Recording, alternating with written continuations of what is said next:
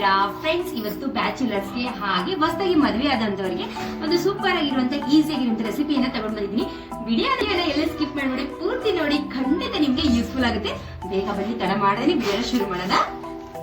Friends, ಮೊದಲಿಗೆ ನಾನಿಲ್ಲಿ ಅರ್ಧ ಕೆಜಿ ಆಗೋಷ್ಟು ಚಿಕನನ್ನು ತಗೊಂಡಿದ್ದೀನಿ. ಚಿಕನನ್ನು ಚೆನ್ನಾಗಿ ವಾಶ್ ಮಾಡ್ಕೋಬೇಕು. ಸ್ವಲ್ಪ ಅರಿಶಿನ ಮತ್ತು ಉಪ್ಪನ್ನು ಹಾಕಿ ಇಲ್ಲಿ ನಾನು ವಾಶನ್ನು ಮಾಡ್ಕೊಂಡಿದ್ದೀನಿ. ನಂತರ ಇದಕ್ಕೆ ಕುಕ್ಕರನ್ನು ತಗೋತಾ ಇದ್ದೀನಿ. ನೀವು ಪಾತ್ರೆಯಲ್ಲಿ ಕೂಡ ಮಾಡ್ಬೋದು, ನಾನು ಕುಕ್ಕರಲ್ಲೇ ಮಾಡ್ತಾ ಇರೋದು. ಸೊ ಈಗ ಬಿಸಿ ಆಗೋಕ್ಕೆ ಎಣ್ಣೆನ ಹಾಕಿಬಿಟ್ಟು ನಂತರ ನಾನು ಒಂದು ಮೀಡಿಯಂ ಸೈಜು ಈರುಳ್ಳಿಯನ್ನು ಫ್ರೈ ಮಾಡ್ಕೊತಾ ಇದ್ದೀನಿ. ಈರುಳ್ಳಿ ಕಲರ್ ಚೇಂಜ್ ಆಗೋವರೆಗೂ ಫ್ರೈ ಮಾಡ್ಕೊಳ್ಳಿ. ನಂತರ ಒಂದು ಪ್ಲೇಟಲ್ಲಿ ಸರ್ವನ್ನ ಮಾಡ್ಕೋಬೇಕು. ಸ್ವಲ್ಪ ಅದರಲ್ಲಿ ಬಿಡ್ತಾ ಇದ್ದೀನಿ, ಸ್ವಲ್ಪ ಮಾತ್ರ ಸರ್ವನ್ನ ಮಾಡ್ಕೋತಾ ಇದ್ದೀನಿ.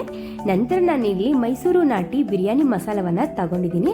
ಈ ಮಸಾಲೆ ಬಂದುಬಿಟ್ಟು ನನಗೆ ನಮ್ಮ ತಮ್ಮ ಕೊಟ್ಟು ಕಳಿಸಿದ್ದು. ಸೊ ಅಂದರೆ ನಮ್ಮ ಮನೆಯವ್ರ ಫ್ರೆಂಡ್ ಮನೆಗೆ ಹೋದಾಗ ಸೊ ಅವ್ರ ಮನೇಲಿ ಈ ರೆಸಿಪಿ ಮಾಡಿದ್ರು, ತುಂಬಾ ಚೆನ್ನಾಗಿ ಅನ್ನಿಸ್ತು. ಟಕ್ ಅಂತ ಮಾಡಿಬಿಡ್ಬೋದು ಅಕ್ಕ ಅಂತ ಹೇಳಿದ. ಹಾಗಾಗಿ ನನಗೂ ಒಂದು ತಂದು ಕೊಡು ಅಂದಾಗ ಅವನು ತಂದು ಕೊಟ್ಟಿದ್ದ. ಸೊ ಹಾಗಾಗಿ ಇವತ್ತು ನಿಮಗೂ ಯೂಸ್ ಆಗಲಿ ಅನ್ನೋ ಕಾರಣಕ್ಕೆ ನಾನು ಮಾಡಿ ತೋರಿಸ್ತಾ ಇರೋದು. ನಾವೇನು ಜಾಸ್ತಿ ಅದಕ್ಕೆ ರುಬ್ಬಬೇಕು ಮಾಡಬೇಕಂತೇನಿಲ್ಲ. ಜಸ್ಟ್ ನಾವು ಎಣ್ಣೆಯಲ್ಲಿ ಪೇಸ್ಟ್ ಹಾಕಿ ಸ್ವಲ್ಪ ಹಸಿ ವಾಸನೆ ಹೋದ ನಂತರ ಚಿಕನ್ ಹಾಕಿ ಚೆನ್ನಾಗಿ ಫ್ರೈ ಮಾಡ್ಕೋಬೇಕು. ನಂತರ ಚಿಕನ್ ಕೂಡ ಸ್ವಲ್ಪ ಕಲರ್ ಚೇಂಜ್ ಆದ ನಂತರ ಅರ್ಧ ಕೆಜಿ ಚಿಕನ್ಗೆ ಅರ್ಧ ಕೆಜಿ ಆಗೋಷ್ಟು ರೈಸನ್ನು ಸೇರಿಸ್ತಾ ಇದ್ದೀನಿ. ನಂತರ ನಾನಿಲ್ಲಿ 1.5 ಗ್ಲಾಸ್ ಆಗೋಷ್ಟು ರೈಸನ್ನು ತಗೊಂಡಿದ್ದೆ. ಇದಕ್ಕೆ ನಾನು 3 ಗ್ಲಾಸ್ ಆಗೋಷ್ಟು ನೀರನ್ನು ಸೇರಿಸ್ಕೊಂಡಿದ್ದೀನಿ. ಚೆನ್ನಾಗಿ ಚಿಕನನ್ನು ಮಿಕ್ಸ್ ಮಾಡ್ಕೋಬೇಕು ರೈಸ್ ಜೊತೆಗೆ. ಡೈರೆಕ್ಟ್ ನಾವು ಕುಕ್ಕರನ್ನು ವಿಸಿಲ್ ಹಾಕಬಾರ್ದು, ಸ್ವಲ್ಪ ಕುದಿ ಬರುವವರೆಗೂ ಕುದಿಸ್ಕೋಬೇಕು ಈ ರೀತಿಯಾಗಿ. ನಂತರ ನೀವು ಬೇಕಂದರೆ ಇದಕ್ಕೆ ಕೊತ್ತಂಬರಿ ಸೊಪ್ಪು, ಪುದೀನ ಸೊಪ್ಪು, ಈರುಳ್ಳಿಯನ್ನು ಹಾಕೋಬೋದು. ನಾನು ಕೇವಲ ಇಲ್ಲಿ ಕೊತ್ತಂಬರಿ ಸೊಪ್ಪನ್ನು ಮಾತ್ರ ಇಲ್ಲಿ ಸೇರಿಸ್ಕೊತಾ ಇದ್ದೀನಿ. ಫ್ರೆಂಡ್ಸ್, ಬ್ಯಾಚುಲರ್ಸ್ಗಂತೂ ತುಂಬಾ ಹೇಳಿ ಮಾಡಿಸಿರುವಂಥ ಒಂದು ರೆಸಿಪಿ ಅಂತ ಹೇಳ್ಬೋದು. ಯಾಕಂದರೆ ಮಸಾಲೆ ರುಬ್ಬೋದು, ಮ್ಯಾಗಿನೇಟ್ ಮಾಡೋದು, ಅದು ಇದು ಅಂತ ತುಂಬಾ ಟೈಮ್ ಹಿಡಿಯುತ್ತೆ ಬಿರಿಯಾನಿಯಲ್ಲಿ. ಇದೊಂದು 10ರಿಂದ 20 ನಿಮಿಷದಲ್ಲಿ ಕುಕ್ ಆಗಿಬಿಡುತ್ತೆ. ಆದರೆ ರೈಸ್ ಮಾತ್ರ ನೀವು ಒಂದು 15ರಿಂದ 20 ನಿಮಿಷ ಮೊದಲೇ ನೆನೆ ಇಡಬೇಕು ಅಷ್ಟೇ. ಈಗ ನಾನಿಲ್ಲಿ ಮಿಕ್ಸ್ ಮಾಡಿಕೊಂಡು ವಿಸಿಲನ್ನು ಹಾಕ್ತಾ ಇದ್ದೀನಿ.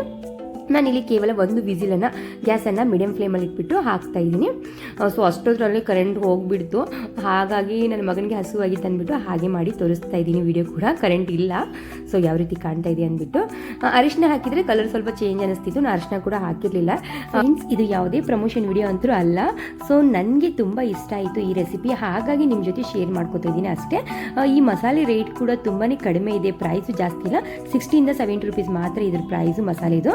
ಸೊ ಇಲ್ಲಿ ನಮ್ಮ ಬಿರಿಯಾನಿ ರೆಡಿ ಆಯ್ತು. ಫ್ರೆಂಡ್ಸ್, ಟೇಸ್ಟ್ ಯಾವ ರೀತಿ ಇದೆ ಅಂತ ಒಂದ್ಸತಿ ಹೇಳ್ಬಿಡ್ತೀನಿ. ಕರೆಂಟ್ ಒಂದು ಹೋಯ್ತು, ಹಾಗಾಗಿ ಟೇಸ್ಟ್ ಚೆನ್ನಾಗಿದೆ, ಇಲ್ಲ ಅಂತಂದ್ರೂ ಇಲ್ಲ, ತುಂಬಾನೇ ಚೆನ್ನಾಗಿದೆ. ಫ್ರೆಂಡ್ಸ್, ಟೇಸ್ಟ್ ಒಂಥರ ನಾಟಿ ಬಿರಿಯಾನಿ ಇರುತ್ತೆ ನೋಡಿ, ಹೊರಗಡೆ ಔಟ್ ಸೈಡ್ ಎಲ್ಲ ಹೋಟೆಲ್ ತಿಂದಿವಿ, ಅದೇ ತರ ಇದೆ. ಆದ್ರೆ 100 ಅಲ್ಲಿ 80% ಚೆನ್ನಾಗಿದೆ. ಸೊ ಟ್ರೈ ಮಾಡಬಹುದು ಹೊಸದಾಗಿ ಮದುವೆ ಆದವರಿಗೆ ಹಾಗೆ ಬ್ಯಾಚುಲರ್ಸ್ಗೆ ಹೇಳಿ ಮಾಡಿಸಿರುವಂತ ರೆಸಿಪಿ.